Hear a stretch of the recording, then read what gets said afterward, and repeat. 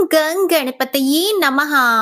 आज माघ मास के बुधवार को आप सुनिए बुधवार की पौराणिक कथाएं। साथ में सुनेंगे धन समृद्धि प्रदान करने वाली, बरकत देने वाली माता अन्नपूर्णा की कथा। तो इन सभी कथाओं को श्रद्धा और भक्ति के साथ आप पूरा अवश्य सुनिएगा। प्रेम से बोलिए गणेश जी महाराज की जय हो। बहुत समय पहले की बात है। एक गांव में एक भाई बहन रहते थे। भाई बहुत गरीब था, पर उसकी बहन पैसे वाली थी। जब बहन की ननद का विवाह था, तब बहन ने ना तो अपने भाई को विवाह में आने का निमंत्रण दिया और ना ही कोई चिट्ठी भेजी।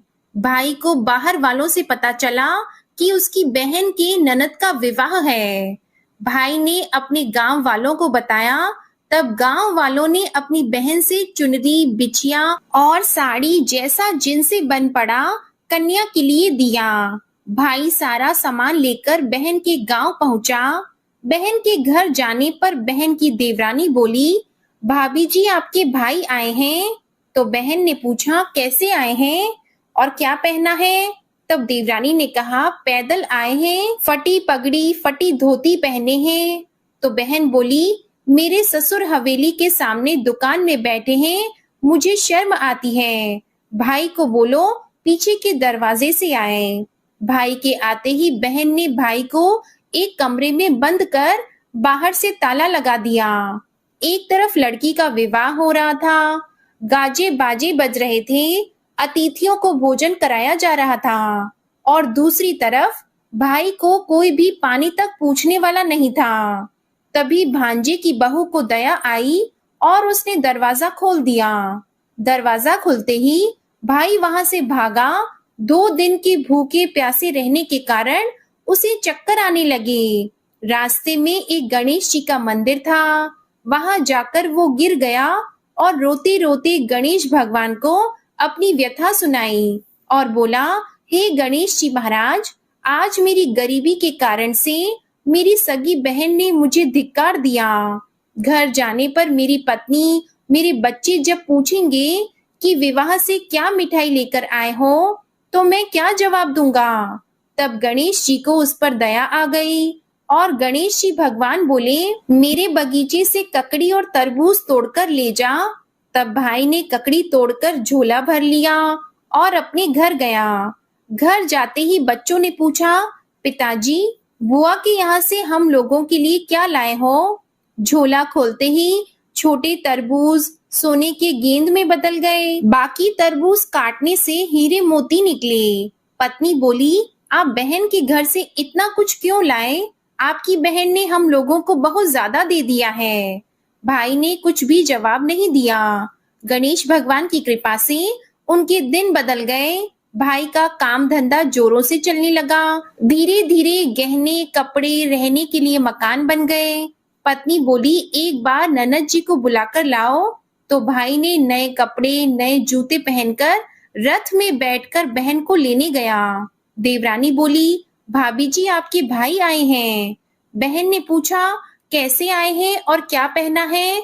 तब देवरानी बोली, रथ में बैठकर खूब ठाट बाट से आए हैं। बहन बोली, मेरे भाई को बोलो कि हवेली के सामने से आए, मेरे ससुर देवर जेठ देखेंगे। भाई का बहन ने खूब स्वागत सत्कार किया। भाई बोला, बहन मैं तुम्हें लेने आया हूँ। तब बहन ने कहा, मुझे भी बहुत दिन हो गए हैं, चलो मैं चलती हूँ। भाई बहन को लेकर अपने घर आया। भाई और उसकी पत्नी ने बहन का खूब आदर सत्कार किया। जो चीजें मांगी सब बनवा कर दिया। बहन बोली, भाई मुझे एक जूते चाहिए। तब भाई ने मोची को बुलाया और कहा, मेरी बहन के लिए ऐसी जूती बनाओ जो मुंह से बोले। भाई ने बहन को बहुत सारा धन देकर विदा किया, पर अभी तक वह जूती नहीं आई थी। बहन रवाना होने लगी। तभी मोची जूतियां लेकर आया। बहन की जूती पहनते ही जूतियां बोली, निर्धन भाई की पैसे वाली बहन, गणेश जी का बगीचा नहीं होता तो आज क्या करती? बहन तब भाई की पत्नी से पूछने लगी, यह कहाँ से आवाज आ रही है? तभी भाई ने कहा, सुबह का समय है, कोई जीव जंतु बोल रहे होंगे। भाई ने घोड़े गाड़ी को जल्दी जाने को कहा। बहन के जाते ही पत्नी जिद करके बैठ गई कि जूतियां क्या बोल रही थी। तब पति ने अपनी पूरी आप बीती सुनाई कि कैसे बहन ने मुझे 2 दिन भूखा रखा, कमरे में बंद कर दिया था। भांजे की बहू ने दरवाजा खोला, तब मैं बाहर आया और गणेश जी के शरण में जा पहुंचा। गणेश जी की कृपा से हमारे दिन बदले हैं। उसने अपनी पत्नी को सारी बातें बताई। तब पत्नी बोली, अगर मुझे मालूम होता तो मैं आपकी बहन को कुछ नहीं देती। मेरा दिया हुआ सब कुछ वापस लेकर आओ। तब पति बोला, गणेश भगवान ने हमें सब दिया है। अगर वह मुझे भूखा प्यासा कमरे में बंद नहीं करती तो मैं गणेश भगवान के मंदिर में क्यों जाता? क्या मैं गणेश जी को अपना दुखड़ा सुनाता? तुम अपना मन मैला मत करो और अपने पर तो गणेश जी की कृपा है और किस चीज की कमी है। फिर दोनों गणेश जी के आगे झुककर प्रणाम करते हैं और जयकारा लगाते हैं। हे गणेश जी महाराज, जैसी कृपा आपने गरीब भाई पर की वैसे ही अपने सभी भक्तों पर अपनी कृपा बनाए रखना। तो प्रेम से बोलिए गणेश जी महाराज की जय हो। आइए अब सुनते हैं गणेश जी महाराज की अगली पौराणिक कथा। एक बार देवी तुलसी विवाह हेतु वर ढूंढने के लिए तीर्थ यात्रा पर निकली थी और ढूंढते ढूंढते वह गंगा किनारे पहुंच गई। उस समय गणेश भगवान गंगा किनारे तप कर रहे थे। उन्हें देखते ही देवी तुलसी उन पर मोहित हो गई और उनके मन में गणेश भगवान से विवाह की इच्छा उत्पन्न हुई। फिर देवी तुलसी ने गणेश जी के पास जाकर उनका ध्यान भंग कर दिया। आंखें खोलने के बाद गणेश भगवान के सामने देवी तुलसी खड़ी थी, लेकिन सामने एक स्त्री है, इसलिए अपने क्रोध को नियंत्रण में रखकर गणेश भगवान ने पूछा, आप कौन है देवी और मेरा ध्यान भंग करने का क्या कारण है? तो जवाब में देवी तुलसी ने अपने परिचय के साथ गणेश जी से विवाह की बात कर ली। उत्तर में गणेश भगवान जी बोले, देवी मैं ब्रह्मचारी हूँ, इस वजह से मैं विवाह नहीं कर सकता। अपने विवाह प्रस्ताव के लिए ना सुनने के बाद देवी तुलसी क्रोधित हो गई और उन्होंने गणेश जी को श्राप दे दिया कि उनका ब्रह्मचर्य टूटेगा और उनके 2 विवाह होंगे। इस बात पर गणेश भगवान भयंकर क्रोधित हो उठे, क्योंकि एक तो वह स्त्री है, इसलिए ध्यान भंग करने पर भी गणेश जी ने कुछ नहीं कहा और इतनी विनम्रता से बात करने पर भी उन्हें श्राप दिया गया। फिर गणेश जी ने भी देवी तुलसी को श्राप दे दिया कि तुम्हारा विवाह शंखचूर्ण नाम के असुर के साथ होगा। एक देवी होकर भी उनका विवाह एक राक्षस से होगा। यह जानकर देवी तुलसी विचलित हो गईं और विनायक जी से इस कठोर श्राप से मुक्ति दिलाने की क्षमा याचना करने लगी। फिर गणेश जी को तुलसी देवी पर दया आ गई। वे बोले कि मेरा श्राप तो बदल नहीं सकता, वह तो सच होकर ही रहेगा, लेकिन अगले जन्म में तुम एक पेड़ बनोगी और भगवान महाविष्णु जी को अत्यंत प्रिय होंगी। उनकी पूजा में भी तुम्हारा एक महत्वपूर्ण स्थान होगा और कलयुग के इंसानों को तुम मोक्ष का मार्ग दिखाओगी। लेकिन तुमने मेरा तप भंग किया है और मुझे ब्रह्मचारी होकर भी 2 विवाह का श्राप भी दिया है, इसलिए मेरी किसी भी प्रकार की पूजा में तुम निषिद्ध रहोगी। इस प्रकार देवी तुलसी गणेश भगवान की पूजा में निषिद्ध हो गई। प्रेम से बोलिए गणेश भगवान की जय। आइए सुनते हैं गणेश जी के विवाह की कथा। भगवान गणेश का मुख हाथी का है और एक दांत भी टूटा हुआ है। इन्हीं 2 कारणों की वजह से उनका विवाह नहीं हो पा रहा था। इस बात से गणेश जी महाराज अक्सर नाराज रहा करते थे। एक दिन एक देवता के आग्रह पर विनायक जी उसके विवाह में अपनी उपस्थिति दर्शाने गए। विवाह स्थल पर पहुंचने के बाद कुछ देवताओं ने मिलकर गणेश भगवान का समय पर विवाह न होने के कारण उपहास किया, जिससे गणेश जी बहुत ही अधिक नाराज हो गए। उसी दिन उन्होंने ठान लिया कि जब तक मेरा विवाह नहीं होता तब तक मैं किसी भी देवता का विवाह नहीं होने दूंगा। गणेश भगवान के पास विवाह और अन्य संदेश लाने का काम उनके प्रिय वाहन मूषक राज करते थे। अब मूषक राज जब भी किसी देवता के विवाह का समाचार लाते, तब गणेश जी उसे आदेश देते और मूषक राज अपनी सेना के साथ जाकर उस विवाह के मंडप को गिराकर तहस नहस कर देते और बारातियों को भी भगा देते। इस तरह गणेश जी और मूषक राज की मिली भगत की वजह से किसी भी देवता का विवाह नहीं हो पा रहा था। गणपति जी के व्यवहार से तंग आकर सभी देवी देवता भगवान शिव और माता पार्वती जी के पास पहुंच गए और इस विराट समस्या का समाधान मांगने लगे। भगवान शिव और माता पार्वती ने कहा कि इसका हल तो आपको केवल ब्रह्मदेव जी के पास ही मिल सकता है। कृपया करके आप ब्रह्मलोक को जाएं। तब माता पार्वती और महादेव जी को प्रणाम करके सभी देवी देवता ब्रह्मा जी के पास प्रकट हुए। देवताओं की समस्या को ठीक से सुनने के बाद ब्रह्मा जी ने अपनी योग शक्ति से 2 कन्याओं का निर्माण किया। कन्याओं का नाम था रिद्धि और सिद्धि। वह दोनों ब्रह्मा जी की मानस पुत्रियां थीं।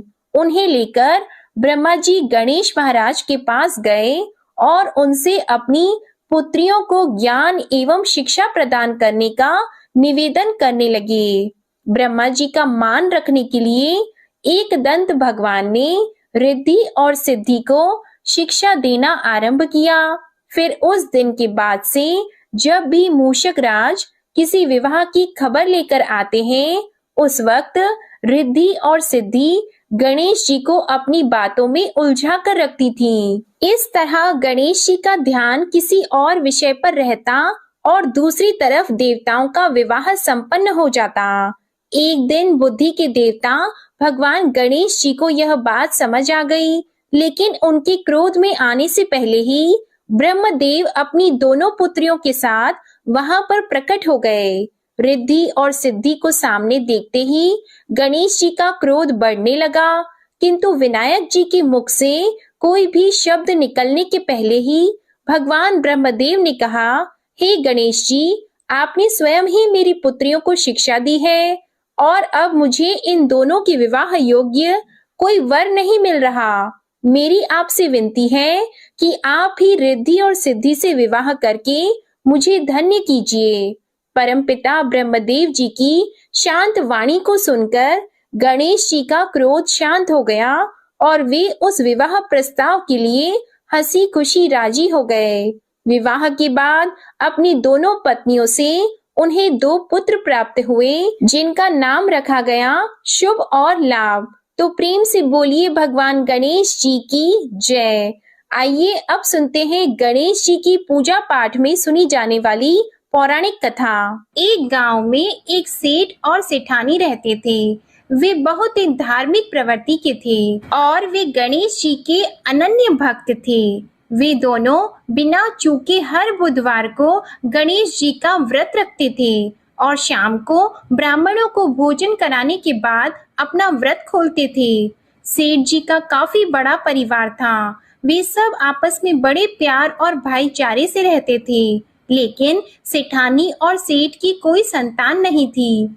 इस विषय पर परिवार और गांव के लोग आपस में बहुत बातें किया करते थे। सभी लोग सेठानी को बांझ बुलाते थे। ये सभी बातें सुनकर सेठ और सेठानी बहुत दुखी होते थे। एक बुधवार के दिन सेठ और सेठानी भगवान गणेश जी की पूजा संपन्न करा के मंदिर से बाहर आ रहे थे। तभी उन्हें सीढ़ियों पर एक छोटा सा बच्चा अकेले बैठा हुआ दिखा। बालक को देखते ही दोनों उसके पास गए और पूछा कि तुम्हारे माता पिता कहाँ हैं? लेकिन बच्चे ने अभी तक ठीक से बोलना नहीं सीखा था, इसलिए वह बोल ही नहीं पाया। पर दोनों सेठ और सेठानी बच्चे के पास शाम तक बैठे रहे। तब तक पंडित जी और सेठ जी और उनके नौकरों ने आसपास जाकर बच्चे के माता पिता को खोजने की कोशिश की, लेकिन उन्हें बच्चे के माता पिता या बच्चे खोने की कोई खबर ही ना मिली। फिर पंडित जी ने सेठ और सेठानी को वह बच्चा अपने घर ले जाने के लिए कह दिया। साथ में ये भी कहा कि अगर बच्चे के माता पिता यहाँ पर आते हैं तो मैं स्वयं उन्हें आपके पास ले आऊंगा। तब सेठ और सेठानी की खुशी का ठिकाना नहीं रहा। वे दोनों खुशी खुशी उस नन्हे बालक को अपने साथ घर लेके गए। सेठानी ने बच्चे का नाम अपने आराध्य भगवान श्री गणेश जी के नाम पर गणेश रख दिया और बड़े ही प्यार और दुलार से उसका पालन और पोषण करने लगे। कुछ दिनों के बाद उसी गांव में एक ठग पति पत्नी आए। उनका इरादा गांव के सबसे अमीर आदमी को ठगने का था। वे दोनों ठग गणेश मंदिर की सीढ़ियों पर बैठकर सोच विचार कर रहे थे। तभी वहां पर पंडित जी आ गए और गांव में अनजान लोगों के दिखते ही उनसे पूछा कि क्या आपका बच्चा खो गया है। दोनों चोरी चकारी के लिए बहाना ढूंढ रहे थे, इसलिए उन दोनों ने तुरंत ही हाँ कह दिया। तब पंडित जी ने कहा कि चिंता की कोई बात नहीं है, आपका बच्चा एक सेठ जी के घर पर पल रहा है। पंडित जी उन दोनों ठग को सेठ जी के घर पर ले गए। गणेश के माता पिता आ गए हैं, यह खबर सुनकर सेठ और सेठानी बहुत दुखी हुए। सेठ जी ने उन दोनों पति और पत्नी को एक रात के लिए अपने अतिथि गृह में ठहराया। अब वह दोनों ठग सिर्फ मौके की फिराक में ही थे। उसी रात सभी लोग सो जाने के बाद वे ठग एक एक करके सभी कमरों की तलाशी करने लगे। फिर वे दोनों तिजोरी वाले कमरे में पहुंच गए। छानबीन के वक्त होने वाली छोटी मोटी आवाजों से सेठ जी का एक नौकर जग गया और आवाज की दिशा में तिजोरी वाले कमरे के नजदीक आ गया। उसने चुपके से अंदर जब झांक कर देखा तो दोनों ही मेहमान कीमती सामान चुरा रहे थे। नौकर ने ये देखते ही धीरे से उस कमरे के बाहर की कुंडी लगा दी और चोर चोर बोलकर पूरे घर में हल्ला मचा दिया। शोरगुल की आवाज सुनते ही घर के सभी लोग इकट्ठा हो गए। तब सेठ जी ने उन दोनों चोर पति पत्नी को कमरे से बाहर निकाला और सुबह ही पंचायत में हाजिर कर दिया। सेठ जी ने सरपंच जी को पूरा मसला बताया और कहा कि ये दोनों तो चोर हैं, अब हम पुत्र गणेश को इन दोनों को नहीं देंगे। लेकिन वे दोनों ठग पति पत्नी अपनी जिद पर ही अड़ गए और बच्चे को ले जाने की जिद करने लगे। सरपंच जी ने इस गंभीर समस्या का एक तोड़ निकाला। उन्होंने सेठानी और दूसरी औरत को गणेश जी के सामने खड़ा कर दिया और कहा, जिसके भी आंचल से दूध की धार गणेश के मुंह में जाएगी, वह बालक गणेश उसके पास ही रहेगा। फिर वे दोनों अपने अपने आंचल मुंह के सामने फैलाकर खड़ी हो गईं। सेठानी जी मन ही मन भगवान गणेश के नाम का जप कर रही थी। देखते ही देखते गणेश भगवान की कृपा से सेठानी की आंचल से दूध की एक धार गणेश जी के मुंह में गिरी और इस तरह बालक गणेश सेठ और सेठानी के साथ हमेशा के लिए रहने लगा। बोलिए गणेश जी भगवान की जय। अब आप सुनिए भगवान गणेश की ये दूसरी कथा। बहुत समय पहले की बात है। एक दिन गणेश जी धरती पर सैर कर रहे थे। सैर करते करते वे एक अनाज के खेत में पहुंच गए और भूख लगने के कारण उन्होंने उस खेत में से अनाज के दाने तोड़कर खा लिए। वह खेत सेठ धनीराम जी का था। कुछ समय बाद गणेश जी को अपने किए पर पछतावा होने लगा, क्योंकि उन्होंने सेठ जी को बिना पूछे ही उस खेत से अनाज चुरा लिया था। फिर गणेश जी ने सोचा कि अपने किए बुरे कर्म का प्रायश्चित तो करना ही पड़ेगा, इसलिए उन्होंने सेठ जी के यहाँ 12 साल के लिए नौकरी करने की ठान ली। उसके बाद अगले दिन सुबह विनायक जी एक 13-14 साल के एक लड़के के रूप में नौकरी मांगने के लिए धनीराम सेठ जी के घर पहुंच गए और उन्होंने सेठ जी को अपना नाम गणेश बताया। विनायक भगवान की बुद्धिमानी की परीक्षा लेने के बाद सेठ जी ने खुशी खुशी उसे नौकरी दे दी। अब गणेश भगवान एक सामान्य मानव के रूप में सेठ जी के घर पर ही रहने लगे। एक दिन सेठ जी की पत्नी शाम के समय घर का काम खत्म करने के बाद राख से हाथ धोने जा रही थी। यह देखकर गणेश जी ने सेठानी जी के हाथ पकड़कर जबरदस्ती मिट्टी से हाथ धुलवा दिए। गणेश जी की इस हरकत से सेठानी जी बहुत गुस्सा हुई और उन्होंने सेठ जी के कमरे में जाकर गणेश की शिकायत कर दी। सेठानी की सब बातें सुनने के बाद सेठ धनीराम ने गणेश को बुलाया और इस हरकत का कारण पूछा।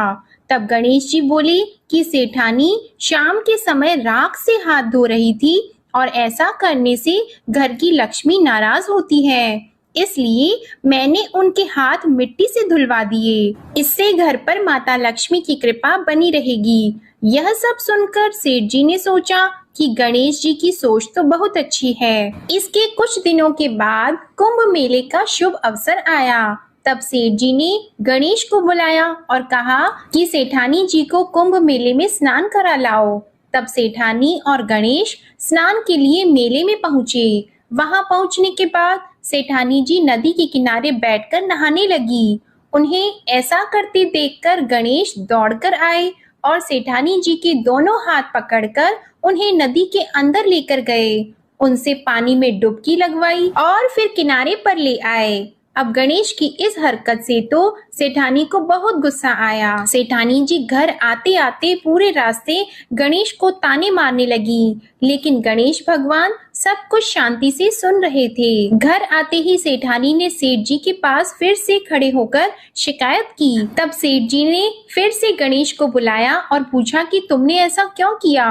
गणेश जी बोले, सेठ जी सेठानी जी नदी के किनारे बैठकर गंदे पानी से नहा रही थी, तो मैंने उन्हें नदी में ले जाकर साफ पानी में डुबकी लगवाई।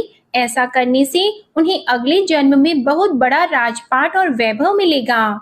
सेठ जी ने सोचा कि गणेश के विचार तो बहुत अच्छे हैं, मेरे परिवार का भला सोचता है। कुछ दिनों के बाद सेठ जी के घर पर पूजा थी। पंडित जी आने के बाद में सेठ जी ने गणेश से कहा, जाओ और सेठानी को बुलाकर लाओ। सेठ जी के आज्ञा के अनुसार गणेश जी सेठानी को बुलाने गए। उस वक्त सेठानी काली चुन्नी ओढ़कर कमरे से बाहर आ रही थी। वह देखते ही गणेश जी वह काली चुन्नी उतारकर फाड़ दिए और कहा कि पूजा के लिए लाल रंग की चुन्नी ओढ़कर आओ। अब सेठानी जी गणेश जी पर बहुत नाराज हुई और उन पर चिल्लाने लगी। इस आवाज को सुनकर सेठ जी वहां पर भागते हुए आए और पूछा कि क्या हुआ। तब सेठानी ने बोला कि गणेश ने मेरी चुन्नी फाड़ दी। फिर सेठ जी ने भी गणेश को बहुत डांटा। जवाब में गणेश जी ने कहा कि सेठ जी पूजा में कभी भी काला वस्त्र नहीं पहनते, इससे शुभ काम सफल नहीं होते, इसलिए मैंने ऐसा किया। सेठ जी ने सोचा कि गणेश तो बहुत समझदार है। इसी तरह लीला रचाते हुए उसी घर में गणेश जी के 12 साल बीत गए। फिर एक दिन सेठ जी ने नया कारोबार शुरू करने से पहले घर में पूजा रखी थी। पूजा करते करते सेठ जी को याद आया कि पूजा की सामग्री में गणेश भगवान की मूर्ति तो है ही नहीं। तब उन्होंने अपने नौकर गणेश को पूजा घर से भगवान विनायक जी की मूर्ति लाने के लिए कहा। तब गणेश बोला कि मुझे ही मूर्ति समझकर आप पूजा में विराजमान कीजिए, आपके सारे शुभ काम सफल हो जाएंगे। इस बात को सुनकर सेठ जी को गुस्सा आया और वे बोले, गणेश तुम अब तक सेठानी से मजाक करते थे, अब मुझसे भी करने लगे हो। तब उत्तर में गणेश जी ने मुस्कुराते हुए सेठ जी से कहा कि मैं मजाक नहीं कर रहा, मैं सत्य कह रहा हूँ। इतना कहने के बाद नौकर गणेश ने अपना असली भगवान स्वरूप धारण कर लिया। साक्षात भगवान श्री गणेश को सामने देखते ही सेठ और सेठानी उनके चरणों में लीन हो गए और उन्होंने अपनी पूजा संपन्न की। इसके बाद गणेश जी देखते ही देखते अंतर ध्यान हो गए। बाद में सेठ और सेठानी को बहुत पछतावा होने लगा कि स्वयं भगवान हमारे घर नौकरी कर रहे थे और हमने उनके साथ कितना बुरा व्यवहार किया, उनसे बहुत सारा काम कराया। ये सोच सोचकर दोनों दुखी रहने लगे। फिर उसी रात सेठ और सेठानी के सपने में भगवान गणेश प्रकट हुए और उन्हें समझाया कि मैंने 12 साल पहले तुम्हारे खेत से अनाज के दाने बिना पूछे तोड़ लिए थे और उसी कर्म का दोष दूर करने के लिए मैं 12 साल से तुम्हारे घर नौकरी किया। धनीराम सेठ जी के जीवन की काया पलट हो गई। गणेश जी जैसी माया आपने धनीराम सेठ जी पर की, वैसी ही माया इस कहानी को पढ़ने वाले, सुनने वाले और हर एक व्यक्ति पर करना। कथा अधूरी हो तो इसे पूरी करना और हमसे कोई गलती हुई हो तो उसे क्षमा करना। प्रेम से बोलिए भगवान गणपति जी की जय। आइए अब सुनते हैं धन समृद्धि प्रदान करने वाली, घर में बरकत लाने वाली माता अन्नपूर्णा की बड़ी ही दुर्लभ कथा। इस कथा को श्रद्धा और भक्ति के साथ पूरा अवश्य सुनिए। प्राचीन काल की बात है। पुरुषोत्तमपुर नामक गांव में एक बहुत धर्मात्मा सेठ जी रहा करते थे। उनके 5 पुत्र और एक सबसे छोटी पुत्री थी। उसका नाम गौरी था। सेठ जी का भरा पूरा परिवार था। सेठ जी ने अपने सभी 5 पुत्रों का विवाह कर दिया था और जब छोटी बेटी गौरी विवाह के योग्य हुई तो उन्होंने उसका विवाह एक दूसरे नगर के अपने ही समान धनी परिवार में कर दिया। अब सेठ जी की पुत्री गौरी दुल्हन बनकर जिस घर में गई, वहां उसका पति अपने माता पिता का इकलौता पुत्र था। अब गौरी बड़ी ही प्रसन्नता पूर्वक अपने ससुराल में रहने लगी। गौरी बड़ी ही सदाचार, गुणवान तथा रूपवती थी। एक दिन की बात है, जब 1.25 महीना हो गया, तब सास ने गौरी को रसोई संभालने के लिए दे दिया। रसोई की सारी बातें समझा दी। गौरी अपनी सासू माँ के पांव छूकर रसोई में प्रवेश करती है। तब सास ने कहा, बहू, रोज सुबह जल्दी उठकर पूजा पाठ करके रसोई में प्रवेश करना, फिर खाना बनाना।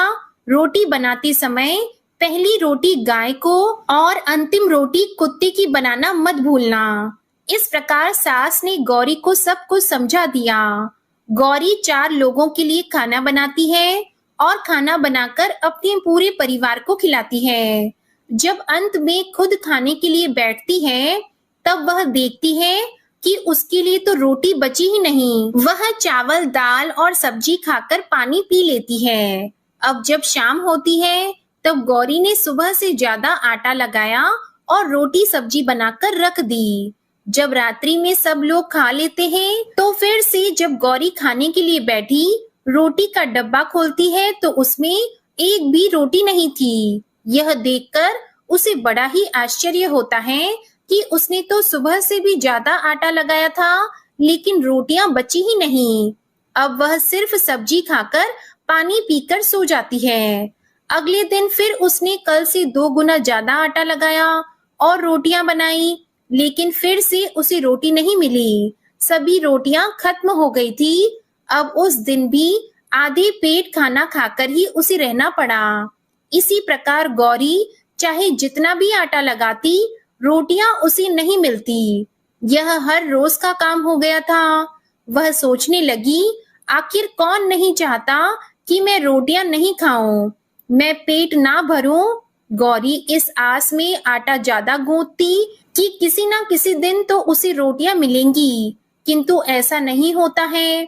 ऐसा करते करते वह बहुत कमजोर, दुबली पतली हो गई। तो दोस्तों, ऐसे ही एक दिन की बात है, जब गौरी रसोई में सब्जियां काट रही थी, तो गलती से चाकू से उसका हाथ कट जाता है और वह रोटियां नहीं बना पाती। तो उसकी सासू माँ ने कहा, बहू रहने दो, आज मैं रोटियां बना देती हूँ। तो गौरी ने कहा, नहीं सासू माँ, आप आटा लगा दीजिए, मैं रोटियां बना दूंगी। तो दोस्तों, उस दिन सासू माँ ने आटा लगाया और फिर बहू को दिया। बहू रोटियां बनाकर रख देती है। घर के सभी सदस्य रात के समय जब खाना खाने लगते हैं, सब लोग जब खाना खा लेते हैं, तब बारी आती है गौरी की। तो वह बहुत दुखी मन से खाना खाने बैठती है। वह सोचती है, आज तो सासू माँ ने आटा गूंथा है, वह भी बहुत कम।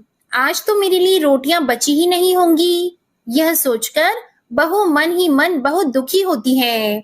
किंतु जब वह रोटी के डिब्बे को खोलती है, तो उसने देखा कि उसमें 4-5 रोटियां पड़ी हैं। यह देखकर बहू बहुत खुश होती है। अब क्या था, ऐसे ही 7 दिनों तक बहू की सासू माँ आटा गूंथने लगी और बहू रोटियां बनाती थी। बहू को रोज रोटियां मिलने लगी। इन 7 दिन बहू ने भर पेट खाना खाया। जब 8वां दिन आया तो बहू का हाथ भी ठीक हो गया था। तब सासू माँ ने कहा कि गौरी बेटा, क्या मैं आज आटा गूंथ दूं या फिर तुम आटा गूंथ लोगी? तब गौरी ने कहा, नहीं माँ, मेरा हाथ अब ठीक हो गया है, मैं आटा गूंथ दूंगी। उस दिन गौरी ने आटा गूंथा और रोटियां बनाई, सबको प्रेम पूर्वक खाना खिलाया। जब उसके खाने की बारी आई तब उसने देखा कि रोटी के डिब्बे में तो रोटी है ही नहीं, पूरी रोटी खत्म हो गई। यह देखकर वह गौरी बहुत ही आश्चर्य में पड़ जाती है। वह सोचती है, जब तक सासू माँ ने आटा लगाया तब तक तो मुझे रोटियां मिलती थी, लेकिन जब से मैं आटा गूंथने लगी तो मुझे रोटियां ही नहीं मिलती, जबकि सासू माँ मुझसे बहुत ही कम आटा गूंथी थी। इसके बाद भी पूरा परिवार उसमें खा लिया करता था। ऐसी क्या बात है? यह सारी बातें सोचकर गौरी बहुत ही परेशान हो जाती है और दिन भर दुखी रहती थी।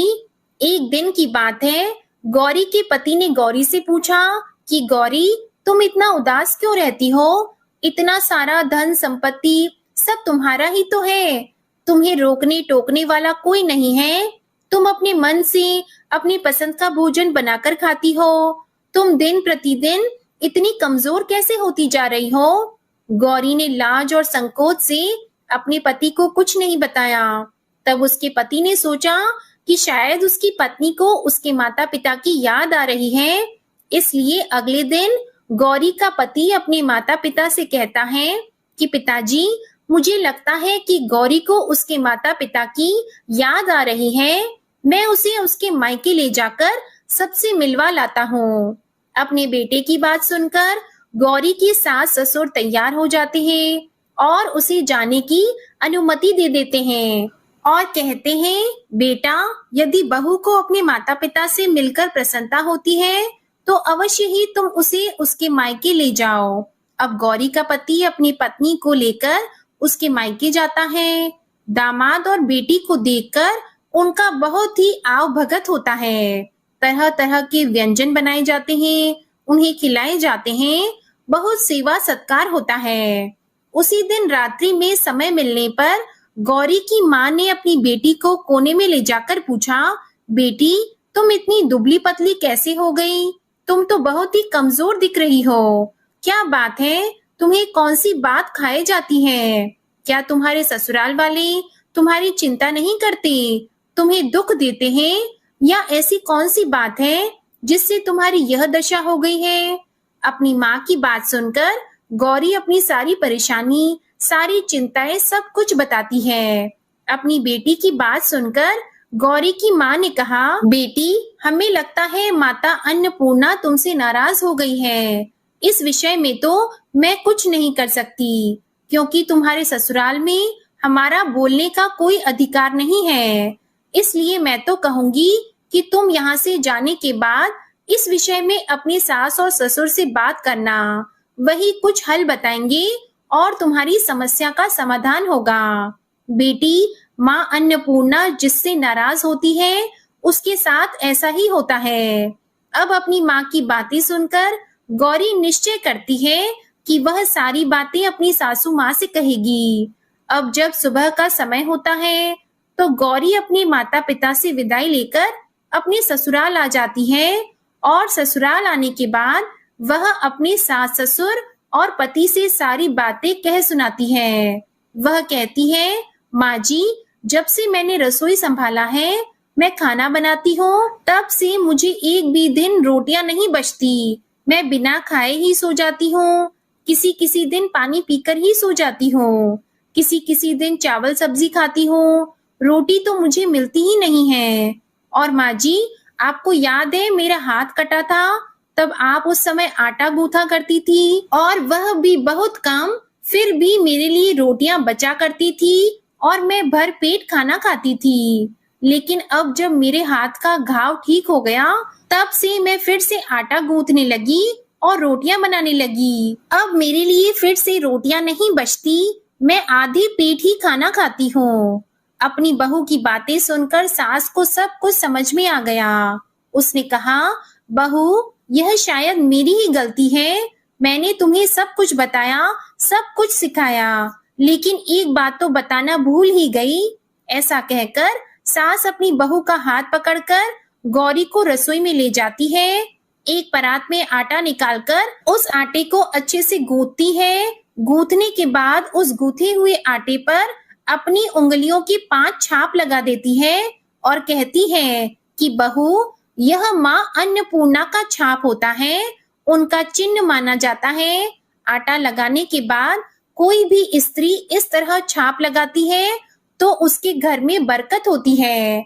इसका अर्थ यह है कि माँ अन्नपूर्णा की कृपा सभी परिवार वालों पर बरसे और कोई भी सदस्य भूखे पेट ना सोए। बहू, मैं तुम्हें ऐसा बताना भूल गई। तुम आटा लगाते वक्त आटे पर अपनी 5 उंगलियों का छाप छोड़ देना और माँ अन्नपूर्णा तुम्हारे ऊपर अवश्य ही कृपा करेंगी। तुम कभी भी खाली भूखे पेट नहीं सोगी।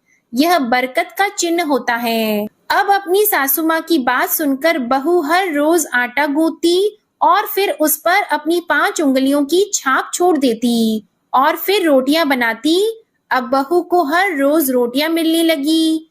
वह भर पेट भोजन करने लगी और स्वस्थ भी हो गई।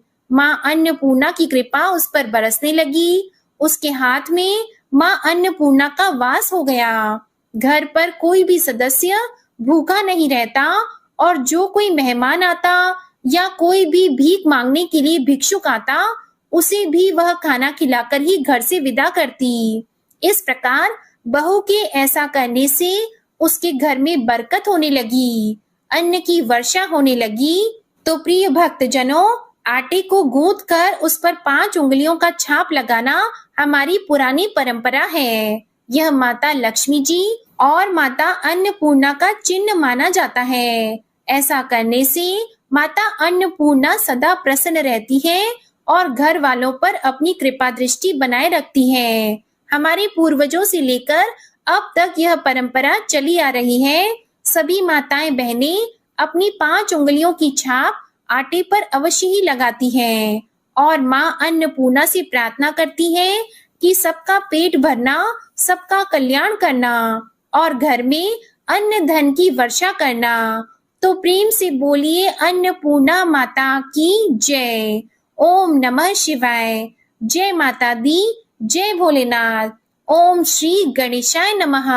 आज की कथाएं अगर आपको पसंद आती हैं तो हमारे चैनल को सब्सक्राइब करके बेल आइकन जरूर प्रेस करिएगा और वीडियो को लाइक कीजिएगा। कमेंट में गणेश भगवान और अन्नपूर्णा माता की जय भी जरूर लिखिएगा। इसी के साथ आज आप हमारे चैनल पर माघ मास महात्म्य की कथा और गुप्त नवरात्रि की अंतिम कथा भी जरूर सुनिएगा।